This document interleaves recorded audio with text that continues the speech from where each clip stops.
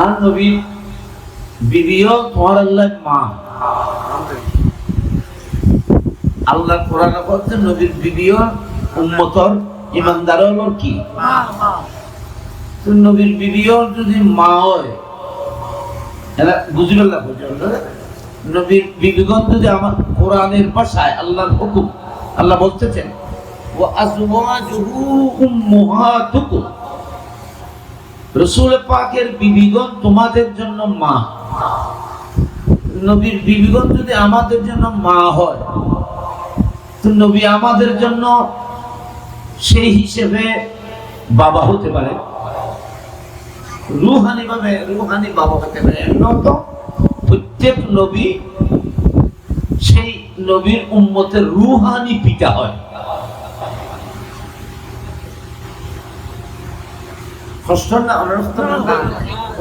খুব গভীর ভাবে খেয়াল করবেন, কথা বুঝুন, বুঝেনি তো সমখাড়াই হল আপনি। রাসূল পাকের বিবিগণ আমাদের মা, এই সূত্রে নবী আমাদের বাবা হতে পারে, ভাই তো হতে পারে না। তো ওয়াবিয়লিয়া কি বল ভাই, রাসূল আমাদের বড় ভাই। নবী যদি আমাদের ভাই হয় বা বড় ভাই হয় তো নবীর বিবিগণ আমাদের কি হবে?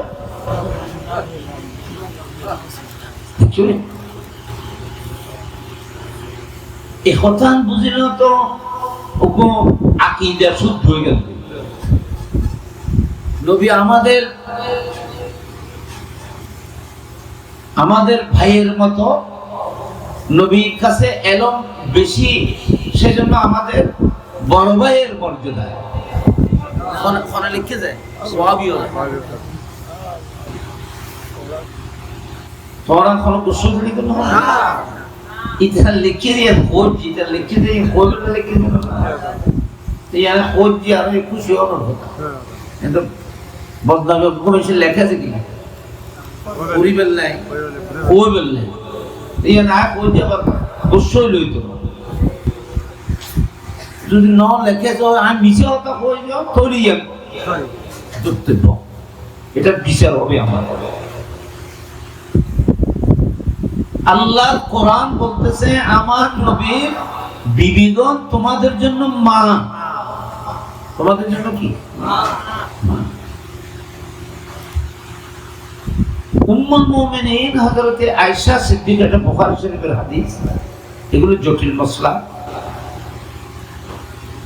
উম্মুল মুমিনিন হযরতে আয়েশা সিদ্দিকা রাদিয়াল্লাহু তাআলা আনহা মদিনা শরীফ থেকে মক্কা শরীফে যখন হজ করতে আসতেন তিনি কসর পড়তেন না।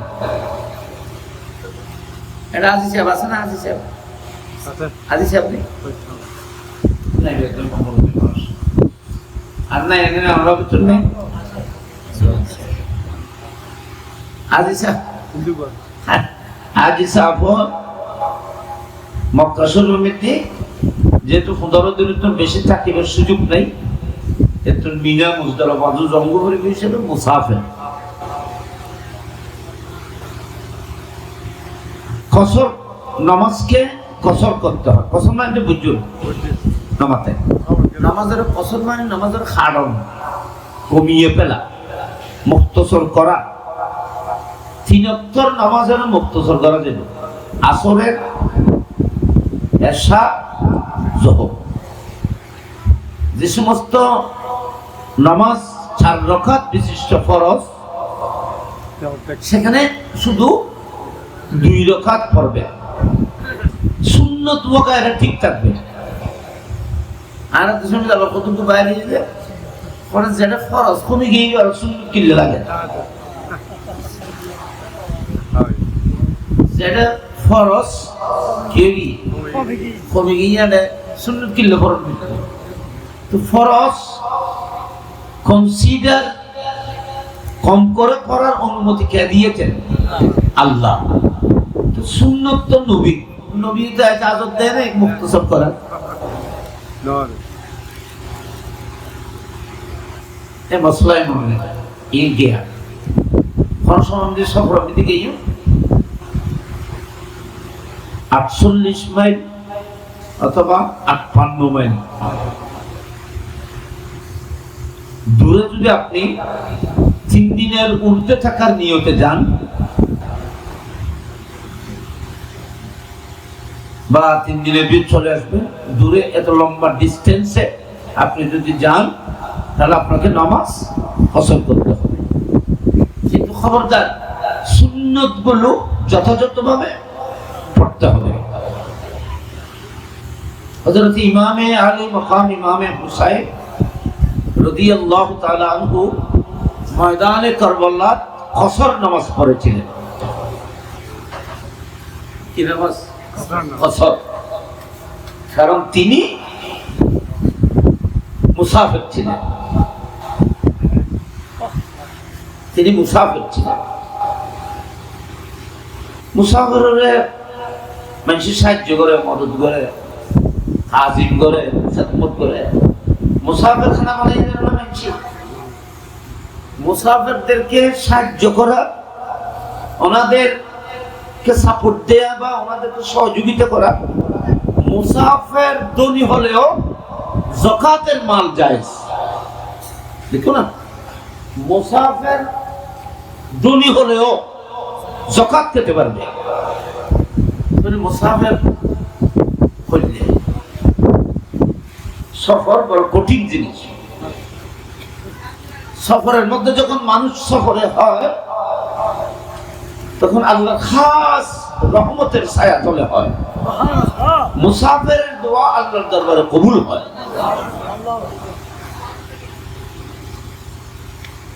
আর দেশে দিলে কয় না অনুভব মুসাফির করে। ইমামে হুসাইন রাদিয়াল্লাহু তাআলা আনহু ময়দানে কারবালায় তিনি কি ছিলেন?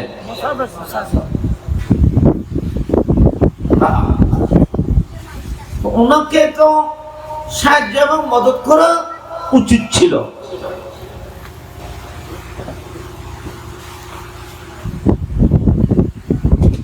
কত বড় বেওফাই, কত বড় গদ্দারি করেছিল সেই সময়ে কুফর মানুষেরা। আমরা একটা শিক্ষিত বল আছো, মহান মুরব্বীও আছো, যারা স্টাডি করতেছ, স্টাডি করে বই মান্য আছে না, কিছু ফরক করে দেয়। ইমাম হুসাইন আলাইহিস সালামের দরবারে 350 চিঠি দেওয়া হলো। চিঠি মানে দরখাস্ত, অ্যাপ্লিকেশন, ফরিয়াদ। কুফার বড় বড় মানুষেরা, সুরাই বিন হানির মতো ব্যক্তি, কাজী সুরাই, বিচারক যিনি জাস্টিস, কুফার বিচারক, এত বড় বড় জ্ঞানী উলামারা হযরত ইমাম হুসাইন আলাইহিস সালামের খেদমতে দরখাস্ত অনুরোধ পেশ করেছিলেন 350। সেই যুগে কত দূর কুফা থেকে মদিনায়ে পাক, মক্কায়ে মুআজ্জামা, দ্রুত কোনো যানবাহনের ব্যবস্থা নেই, প্লেনের ব্যবস্থা তো নাই। সবচাইতে গতিসম্পন্ন যান হলো ঘোড়সওয়ার, ঘোড়ায় করে যাওয়া। এর চাইতে দ্রুত কোনো বাহন ছিল না। কুফা থেকে দ্রুত ঘোড়া নিয়ে মক্কায়ে মুআজ্জামা মদিনায়ে পাকে পৌঁছতে 15 দিন সময় লাগে। এত ডিস্টেন্সে, এত দূরে অবস্থানের পরেও রসায়েল মসায়েল আসা যাওয়া এত কম হওয়া সত্ত্বেও সেই যুগে ইমাম হুসাইনের দরবারে 350 দরখাস্ত পৌঁছেছিল। দরখাস্ত সিডি না কি লিখি হতেন মজমুন, আমরা কারা চিন্তা করেছি। আসলে আল্লাহর হুকুম আছে। সিডি মিডি মজমুন লেখা যায়, এ হুসাইন ইবনে আলী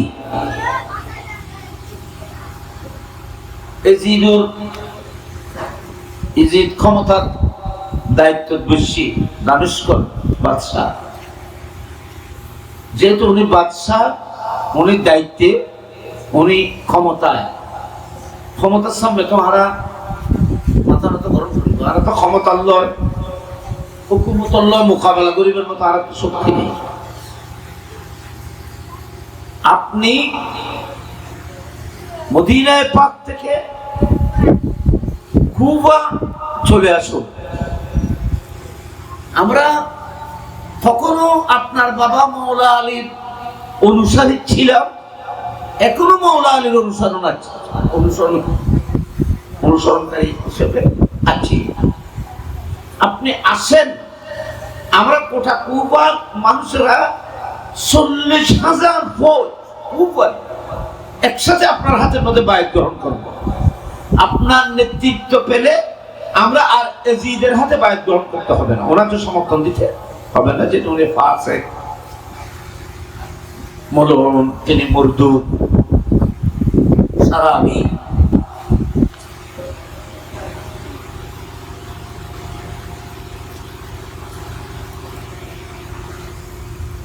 আপনি যদি না আসেন, আপনি যদি না আসেন তো আমরা হুকুমতের সামনে মাথা নত করতে হবে। এজিদ ফাসেক হলেও, লম্পট হলেও আমরা এজিদের ক্ষমতাকে মেনে নিতে হবে, যেহেতু আমরা ক্ষমতার সাথে মোকাবেলা করার আমাদের কাছে কিছু নেই। সুতরাং আমরা ওনার হাতের মধ্যে যদি বায়াত গ্রহণ করি, ফাসেকের হাতে, একদম লম্পটের হাতে, এইভাবে আমরা যদি বায়াত গ্রহণ করি, ওনাকে সমর্থন দিই, তো কিয়ামতের ময়দানে আমরা আল্লাহ এবং রাসূলের সামনে সওয়াল প্রশ্নের সম্মুখীন হব, আমরা জানি। কিন্তু আমরা সে কিয়ামতের ময়দানে আপনাকে দোষারোপ করব। আল্লাহ এবং রাসূলের সামনে বলবো, ইয়া রাসূলুল্লাহ, আপনার নওয়াসা ইমাম হুসাইনকে আমরা দরখাস্ত দিয়ে দেখেছিলাম, উনি আসেনি, সেই জন্য আমরা বাধ্য হয়ে এজিদের হাতে হাত দিয়েছি। ঠিক না? প্ল্যান এন্ড বা প্ল্যান হইছে কথা এটা সরবরাহ তুই না দিয়ে কোথায় দিয়ে ওই ইমাম হুসাইন আলাইহিস সালাম ময়দানে কারবালায় কসর নামাজ পড়েছিলেন। কি পড়েছিলেন? কসর, 2 রাকাত নামাজ পড়েছিলেন। যেদিন তিনি শাহাদাত বরণ করতেছিলেন সেদিন শুক্রবার ছিল।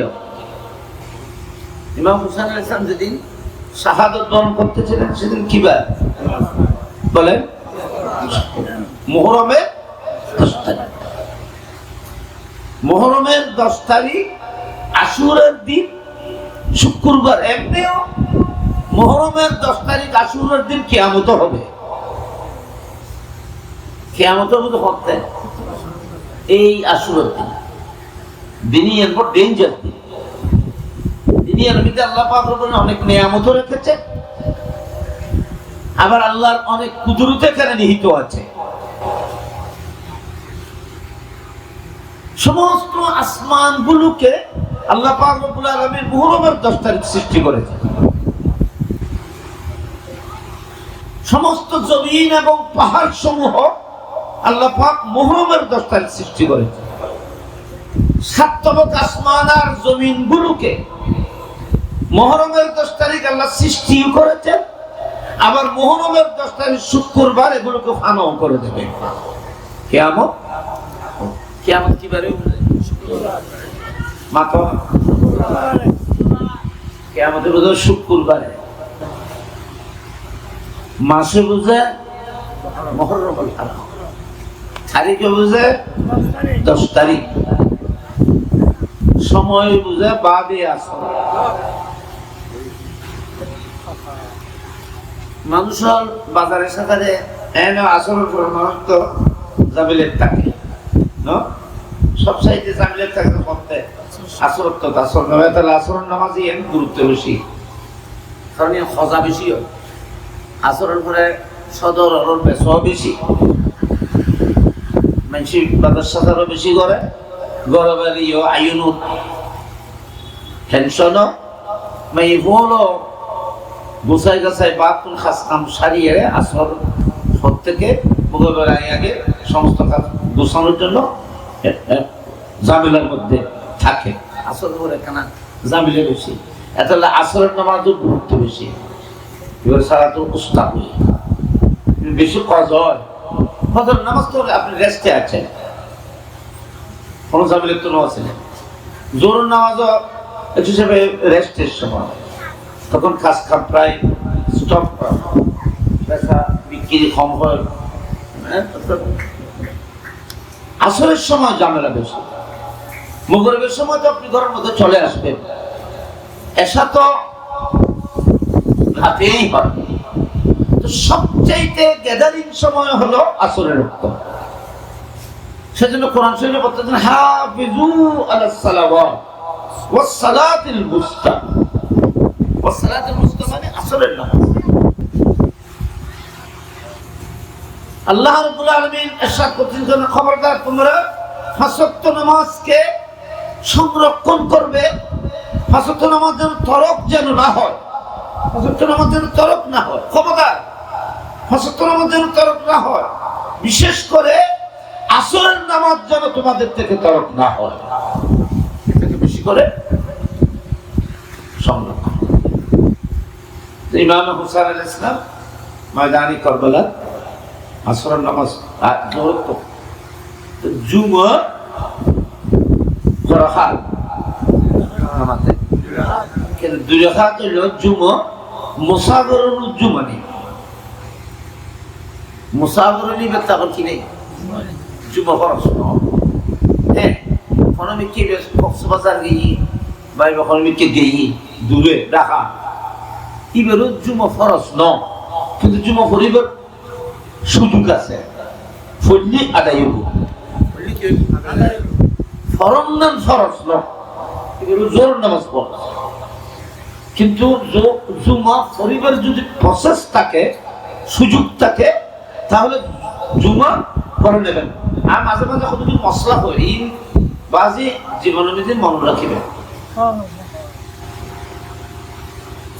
দেখা গিয়ে মানুষ কে কেউ না জানে কক্সবাজার গিয়ে রাঙ্গামাটি গিয়ে খাগড়াছড়ি গিয়ে তখন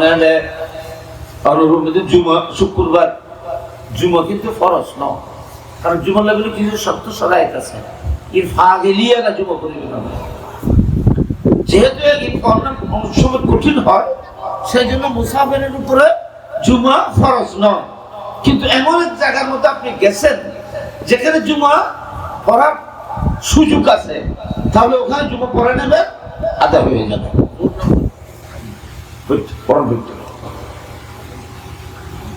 তো হযরত ইমামে আলী মাকাম ইমাম হুসাইন আলাইহিস সালাম ময়দানে কারবালায়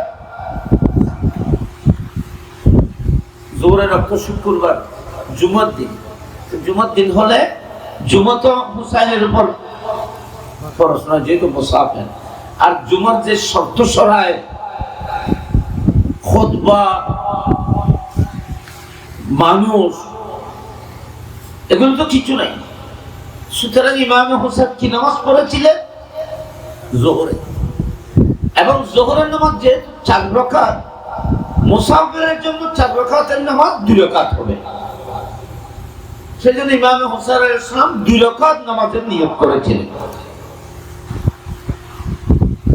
আমরা এখানে সিলেবাসে কি অবস্থা বৃদ্ধি ইমাম হুসাইনের নামাজ পড়ছে।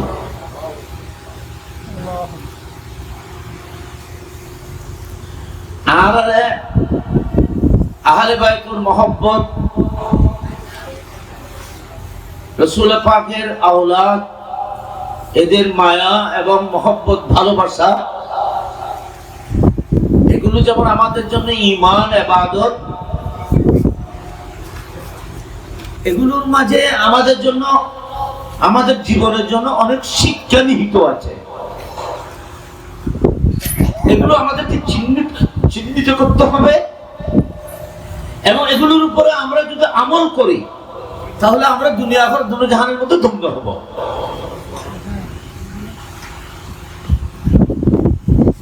কথা কি আপনি টেলিফোন বলবো কষ্ট না না বুড়া মানুষ আরো বাজে খাইছে না। এখন মানুষ মহব্বত হিসেবে হাজির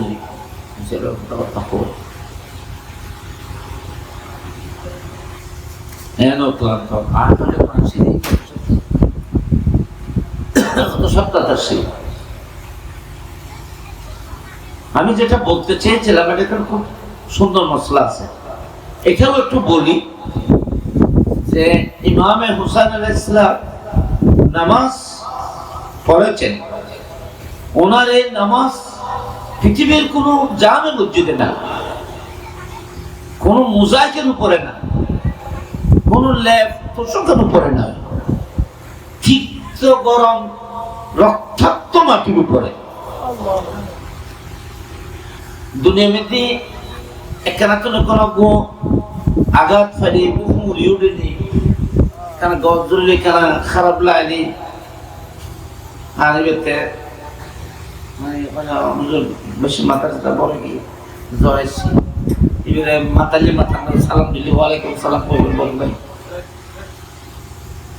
আর ইল্লে না কিন্তু ওরা কমসাই ইমামে হুসাইন আলাইহিস সালামের শরীরের মধ্যে কিতাবের মধ্যে আছে 121টি তীর পড়েছিল। ইমাম হুসাইন আলাইহিস সালামের দফন হয়েছে শাহাদতের শহীদ হওয়ার 3 দিন পর ওনাকে দফন করা হয়েছিল। 3 দিন পর্যন্ত নবীর আহলে বাইত ময়দানে কারবালার মধ্যে এমনি খোলা আকাশের নিচে পড়েছিল। এটা শাহাদতের ওয়ারে এজিদ বাহিনী তারা সৈন্য আজিম জাহান্নামী তারা দফন টফন করছে।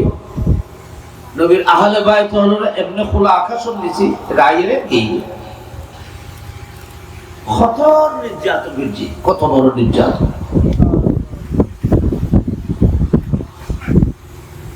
কারবালা কুফা, কারবালার পাশে ফোরাত নদী, ফোরাতের অন্য কুল, ফোরাতের নাকি সঙ্গ নদী আছে, আর কর্ণফুলী আছে না, এই ধরনের একটু বড় নদী, নদীর উপারে একটা এলাকা আছে, সেই এলাকার নাম কোরিয়ায়ে গাদিরিয়া।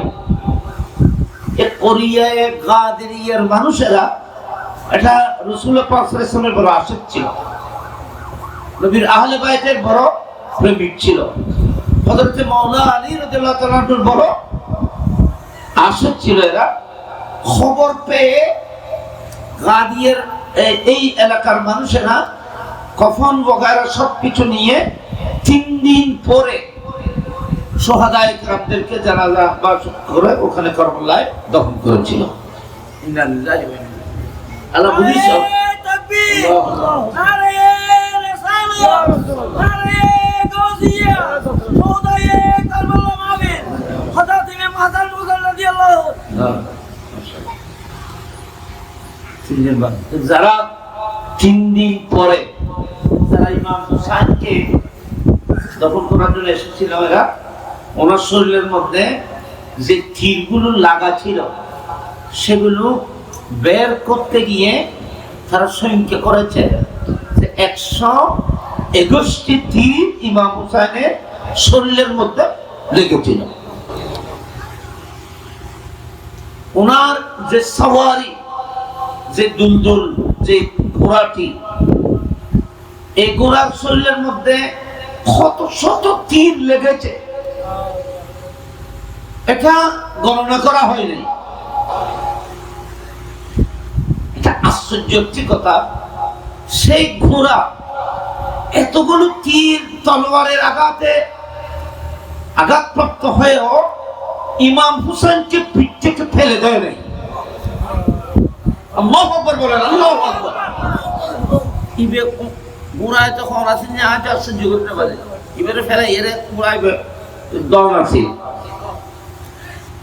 সেই বেওয়াফাই হযরত ইমাম হোসেন আলাইহিস সালামের সওয়ারি সে দুলদুলগুরা সেই বেওয়াফাই করে নাই কত বিক্ষত হওয়া সত্ত্বেও ইমাম হুসাইনকে নিজের পিঠের উপরে নিরাপদে রেখেছিলেন এই ভিতরে শিক্ষা আছে পশু এই বিভিন্ন নবীর আহলে বাইতের হইল মহব্বত হইল ভালোবাসা আর নবীর আহলে বাইতের প্রতি যারা সম্মান দেখায় বেয়াদবি করছি এম হইল না কেন কত চাই বাবা হাদিস শরীফ কই না উত্তর আছে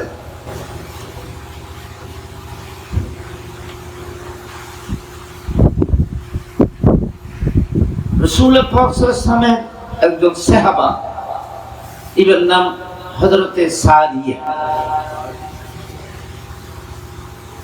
এক যুদ্ধের ময়দানের মধ্যে ওনাকে কমান্ডার করে যুদ্ধ মানে ফৌজের প্রধান এক ফৌজের ভিতরে দল দল আছে না ইউনিট একটি ইউনিটের প্রধান করে সাদিয়া রাদিয়াল্লাহু তাআলা নুকে রাসূল পাক একটি মহিম একটা যুদ্ধের মধ্যে অপারেশনের মধ্যে পাঠিয়েছিলেন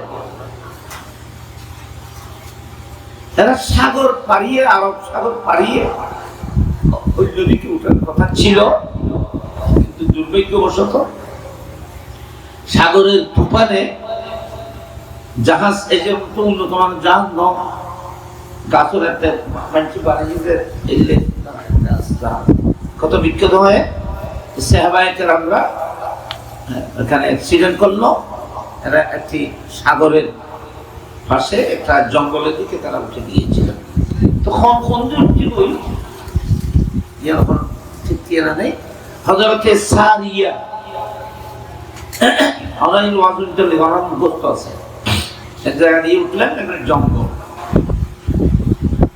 উঠে উনি জঙ্গল দিয়ে চলে আসার সময় কেউ নেই পাশে আগে কিছু কেউ নেই কত বিক্ষত পানি সাগরের পানিতে সাঁতার কেটে কোনো মতে জীবনটিকে রক্ষা করেছে মদিনা শরীফ কোন দিকে হবে কোথায় যাবে কিছু জানতেছে না জঙ্গলের ভিতর দিয়ে তিনি আসার পর হঠাৎ করে এক সিংহ বাঘ ওনার সামনে আসলো বাঘ তো বাঘ আমরা জানি বাঘ হিংস্র একজন মানুষকে এভাবে একলা পেয়ে বাঘের ভিতরে তো আনন্দ আসার কথা যে এই মানুষটির উপর হামলা করবে মানুষকে খাবে হযরতে সারিয়া রাদিয়াল্লাহু তাআলা আনহু উনিও চিন্তা করলেন যে বাঘ আমাকে নিশ্চয় হামলা করবে এখন বাঁচবো কি করে বাঁচার উপায় কি আমার কাছে তো কোনো অস্ত্র শস্ত্র নাই প্রতিরোধ করার মতো কোনো সামান তো আমার কাছে নাই আমি এই বাঘের হামলা থেকে কিভাবে বাঁচবো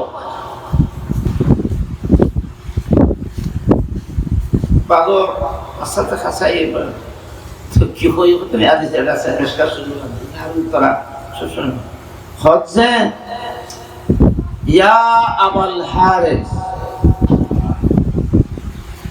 আনা মাওলা রাসূলুল্লাহ সাল্লাল্লাহু আলাইহি ওয়াসাল্লাম আবুল হারিস হচ্ছে পাগল আবুল হারিস আবুল বা আরবি মধ্যে পাগল হচ্ছে আবুল হারিস ইয়ের হচ্ছে আবুল হাসান আবুল হাসান ইয়ের হচ্ছে তারা কি আবুল